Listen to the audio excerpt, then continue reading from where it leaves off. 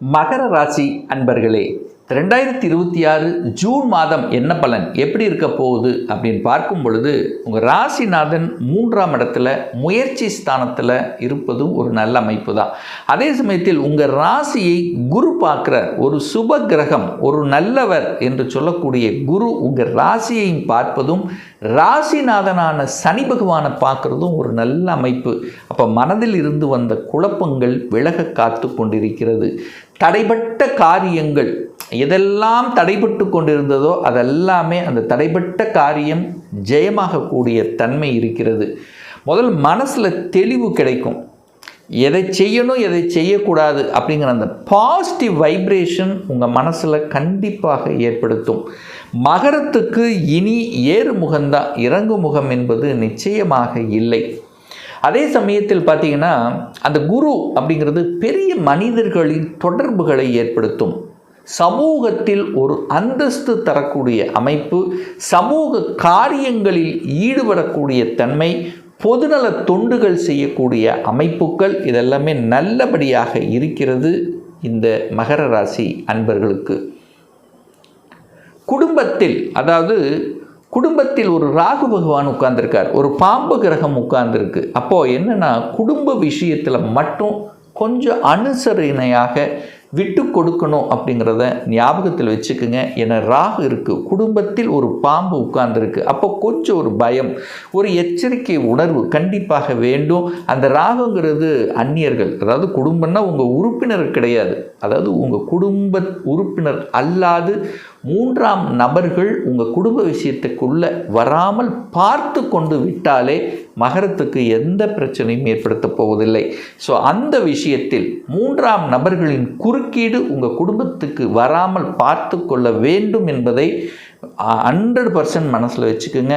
அதே சமயத்தில் ராகு இருக்கிறதுனால பிரம்மாண்டமான எண்ணத்தை தோண்டும், பிரம்மாண்டமாக சம்பாதிக்கணும், பணம் சார்ந்த விஷயத்தில் ஏதாவது ஒன்று முதலீடு பண்ணணும். ஸோ இந்த மாதிரியான எண்ண உணர்வுகளை கண்டிப்பாக ஏற்படுத்தும். 3ஆம் இடத்துல முயற்சி ஸ்தானத்தில் ராசி அதிபதி, முயற்சிகள் வெற்றியாகும்.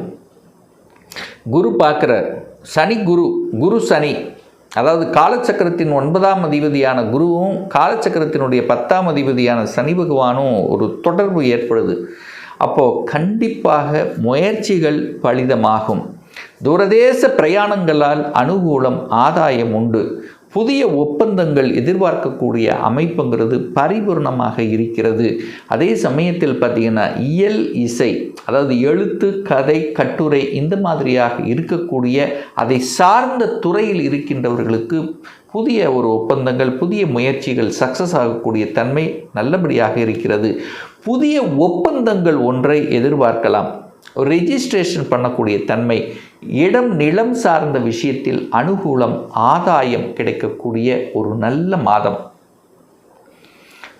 ஏன்னா 4ஆம் அதிபதி 4ஆம் இடத்திலேயே ஆட்சி பலத்தோட ஸ்ட்ராங்காக உட்கார்ந்துருக்கார். செவ்வாய் ஆட்சி பலம், நிலக்காரக கிரகம் வலிமையாக இருக்குது, நிலஸ்தானத்திலேயே உட்கார்ந்துருக்கார்.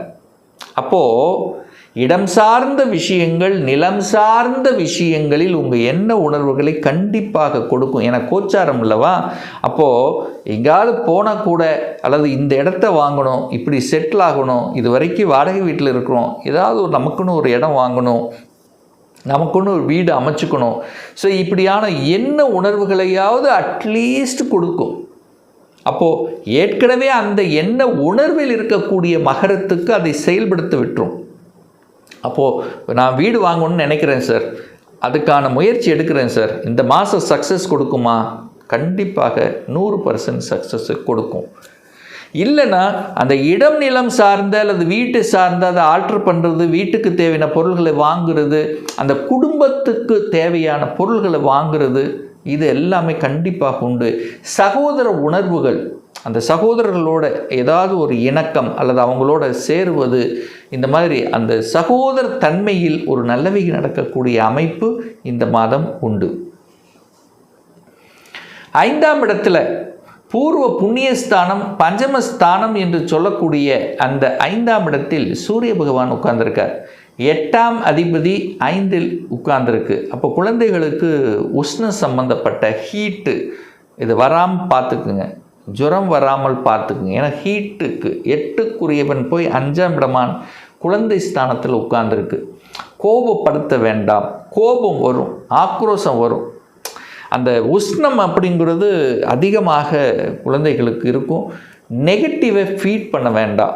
பாசிட்டிவ் உணர்வுகளை விதைக்க வேண்டும் அப்படிங்கிறத மைண்டில் வச்சுக்கோங்க. 6ஆம் அதிபதி கடனை கொடுக்கக்கூடிய, நோயை கொடுக்கக்கூடிய, எதிர்ப்பை கொடுக்கக்கூடிய, பகையை கொடுக்கக்கூடிய புதன் ஆட்சி பலத்தோடு இருக்கார். ஸ்ட்ராங்காக இருக்கார். எதிரிகளை பார்த்துக்கலாம், ஹெல்த்தில் ஏதாவது பிரச்சனையாக பார்த்துக்கலாம். ஸோ எல்லாமே ஒரு பாசிட்டிவ் உணர்வுங்கிறது இருக்கும். ஆனால் என்ன, நெகட்டிவ் விஷயத்துக்குள்ளே மட்டும் போயிட வேண்டாம். நெகட்டிவ்னா என்ன, இந்த வம்பு வழக்கு, கோர்ட்டு கேஸ், அதை தேடி போவதும் அல்லது தேடி வந்தால் கூட அதை அப்படியே தள்ளி போடுவதும் வச்சுக்கிறது நல்லது. இந்த மாதம் 7ஆம் இடத்தில் குரு உட்கார்ந்திருக்கார். ஒரு சுப கிரகம் 7ஆம் இடத்தில் இருக்கும் பொழுது சுப விஷயங்கள் உங்கள் குடும்பத்தில் நடக்கும். திருமணத்துக்கான முயற்சி எடுக்கிறீங்களா? இப்போ தாராளமாக இந்த ஜூன் மாதம் 2ஆம் தேதிக்கு அப்புறம் பரிபூர்ணமாக நல்லபடியாக இருக்கிறது. சுப விஷயங்கள், மங்களகரமான விஷயங்கள் உங்களுக்கோ உங்கள் குடும்ப உறுப்பினர்களுக்கோ அல்லது சகோதரர்களுக்கோ, ஸோ ஒரு குடும்பத்தில் ஒரு மங்களகரமான விஷயங்கள் நடப்பதற்குண்டான அத்தனை சாத்தியக்கூறுகளும் உண்டு. ஏன்னா மங்களகரமான அந்த குரு பகவான் உச்ச பலத்தோடு அமர்ந்து கொண்டு உங்கள் ராசியை பார்க்குறார், முயற்சி ஸ்தானத்தை பார்க்குறார், லாபஸ்தானத்தை பார்க்குறார். அப்போது 7ஆம் இடத்தில் இருக்கக்கூடிய குரு பகவான் லாபஸ்தானத்தை பார்க்குறார். அப்போ இதுவரைக்கும் விரயமாகி கொண்டிருந்த சில விஷயங்கள் இப்போது நல்லபடியாக அமையப்போகிறது. அப்போது சுப விரயங்களாக நீங்கள் கன்வெர்ட் பண்ணிக்கிறது புத்திசாலித்தனம். பாக்யாதிபதி ஆட்சி பலம். அப்போது குழந்தை விஷயத்தில், குழந்தை சார்ந்த விஷயத்தில், குழந்தை பாக்கியம் சார்ந்த விஷயத்தில், அந்த ஒரு குழந்தை பிறப்பில் தடை, அந்த குழந்தைகளுக்காக சில விஷயங்கள் நிறைய பரிகாரம் பண்ணோம், அது பண்ணோம், இது பண்ணோம். பட் இப்போ குரு உச்சமாக உட்கார்ந்துருக்க போகிறார். குழந்தை காரக கிரகம் 7ஆம் இடத்துல உட்கார்ந்து உங்கள் ராசியை பார்க்குது, லாபஸ்தானத்தை பார்க்குது.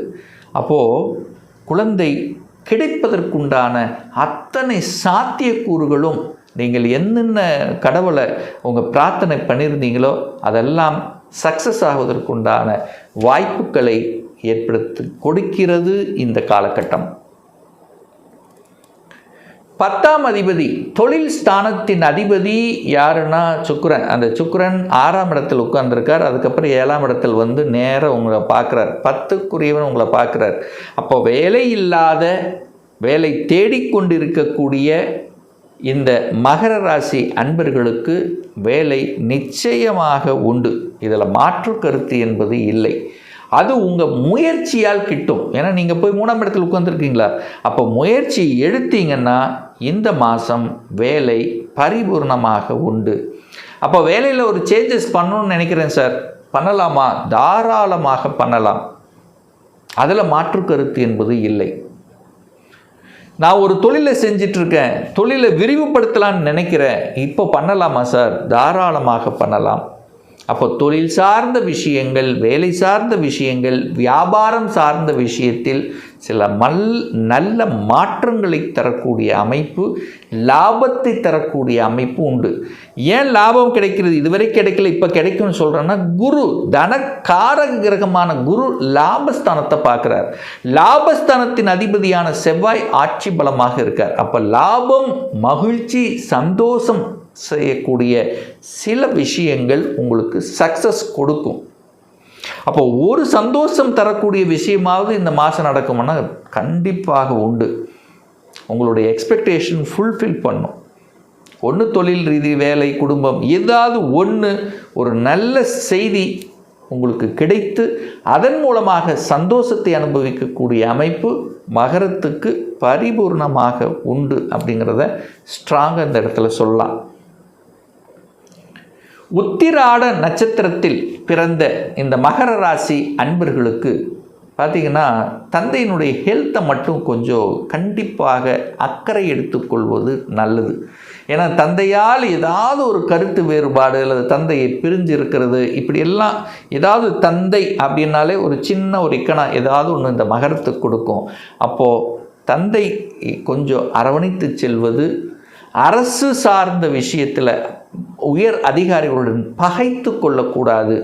அதாவது மேலதிகாரியோட டக்குன்னு ஏதோ ஒரு வகையில் இதாகிடும். ஸோ அங்கே தான் நீங்கள் வளைவு நெளிவு சுழிவாக செயல்படணும் அப்படிங்கிறத ஞாபகத்தில் வைத்து கொள்ளுங்கள். இந்த மகர ராசி அன்பர்கள் வழிபடக்கூடிய தெய்வம் அப்படின்னா நிச்சயமாக நீங்கள், அதாவது ஒரு மகர ராசி அன்பர்களுக்கு ஒரு நல்லது நடக்கணும், மனம் குளிர நடக்கணும், சந்தோஷம் தரக்கூடிய விஷயத்தில் இருக்கணும்னா மகாலட்சுமி தெய்வத்தை நீங்கள் வழிபட்டீங்கன்னா நிச்சயமாக உங்களுக்கு ஒரு நல்ல பாக்கியம் கிடைக்கும். திருவோண நட்சத்திரத்தில் பிறந்த மகர ராசி அன்பர்களுக்கு பார்த்தீங்கன்னா திருமணம் சார்ந்த சுப காரியங்கள், அதாவது ஒரு மங்களகரமான விஷயங்கள் நடப்பதற்குண்டான அமைப்புகள் அங்கிறது உண்டு. கல்வி சார்ந்த விஷயத்தில் உயர்கல்வி கிடைப்பதற்கான அமைப்புகள், திருமண பாக்கியங்கள், குழந்தைகளால் மகிழ்ச்சி சந்தோஷம், குழந்தைகளினுடைய திருமணம் சார்ந்ததில் குழந்தை திருமணம் நடந்து அதில் 1 வருஷம் 2 வருஷம் கேப் ஆகி குழந்தை பாக்கியம் கிடைக்கக்கூடிய அமைப்பு, இந்த மாதிரி நல்ல விஷயங்கள், மங்களகரமான விஷயங்கள் நடப்பதற்குண்டான அமைப்புகள் பரிபூர்ணமாக உண்டு அப்படின்னு சொல்லுவேன். அதே சமயத்தில் பார்த்தீங்கன்னா அவிட்ட நட்சத்திரத்தில் பிறந்த மகர ராசி அன்பர்களுக்கு இடத்தால் பிரச்சனையோடு இருக்குதில்ல, ஒரு இடம் விற்கல, அந்த இடம் சார்ந்த விஷயத்தில் இருந்து வந்த பிரச்சனைகள் கண்டிப்பாக தீரும். அந்த பாக பிரச்சனை, சொத்து பிரச்சனை, இந்த மாதிரி ஏதாவது சகோதர வகையில் இருந்து வந்த கருத்து வேறுபாடுகள் அது விலகி சரியாகக்கூடிய அமைப்பு, இடத்தை வாங்குறது, நிலத்தை வாங்கணும் அப்படிங்கிற எண்ணங்களை கொடுக்கக்கூடிய அமைப்புகள், அதிகாரத்துக்கு செல்லக்கூடிய ஒரு அட்மினிஸ்ட்ரேஷன் பதவி கிடைக்கக்கூடிய வாய்ப்புகள் இந்த அவிட்ட நட்சத்திரத்துக்கு கண்டிப்பாக உண்டு. வழிபடக்கூடிய தெய்வம் அப்படின்னா முருகப்பெருமானை வழிபட்டிங்கன்னா இடம் நிலம், இந்த இடத்தால் வரக்கூடிய பிரச்சனைகள், நிலத்தால் வரக்கூடியது, இது எல்லாமே சரியாகுங்கிறதுல எந்தவித மாற்று கருத்தும் கிடையாது. இன்னும் ஒரு துல்லிய பலன் உங்களை பற்றி தெரிஞ்சுக்கணும். 2026 எப்படி இருக்க போகுது, தொழிலா வேலையா, வேலையில் எப்போ நமக்கு ப்ரமோஷன் கிடைக்கும், என்ன கோர்ஸ் படிப்பது நமக்கு உத்தமம், இன்ஜினியரா அல்லது டாக்டர் சார்ந்த விஷயமா, 2026 எப்போ நமக்கு திருமணம் நடக்கும், எப்போ குழந்தை பாக்கியம், எப்போ வீடு கட்டுவேன், இது போன்ற கேள்விகளுக்கு துல்லியமான பதிலை நம்மால் கூற முடியும். ஒரு பர்சனல் கன்சல்டேஷன் எடுத்துக்கணும், ஒரு சுய ஜாதகம் பார்க்கணும் என்று விருப்பப்படக்கூடிய அன்பர்கள் டிஸ்பிளே தெரியக்கூடிய நம்பருக்கு வாட்ஸ்அப் மூலமாகவோ ஃபோன் கால் மூலமாகவோ தொடர்பு கொண்டு நேரடியாகவோ அல்லது ஆன்லைன் மூலமாகவோ அப்பாயின்மெண்ட் பெற்றுக்கொள்ளலாம். நம்மளுடைய அலுவலகம் கோயம்புத்தூரில் அமைந்துள்ளது. அதாவது கோயம்புத்தூரிலிருந்து மேட்டுப்பாளையம் செல்லும் வழியில் வெள்ளக்கிணர் பிரிவு அண்ணாபூர்ணா ஹோட்டலுக்கு பக்கத்தில் அமைந்துள்ளது. பிரியர் அப்பாயின்மெண்ட் வாங்கிட்டு நேரடியாக கன்சல்டேஷன் எடுத்துக்கலாம். நிச்சயமாக இந்த பதிவு ஏதாவது ஒரு ரூபத்தில் உங்களுக்கு யூஸ்ஃபுல்லாக இருக்குங்கிறதுல எந்தவித மாற்று கருத்தும் கிடையாது. நம்ம சேனலை நீங்கள் ஃபஸ்ட்டு டைம் பார்ப்பவர்கள் என்றால் மறக்காமல் சப்ஸ்கிரைப் பண்ணிக்கிங்க.